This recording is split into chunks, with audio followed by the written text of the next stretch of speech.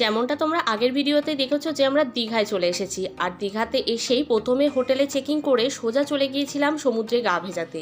এখানে খানিকক্ষণ সময় কাটিয়ে চলে গিয়েছিলাম দুপুরে খাবারের জন্য।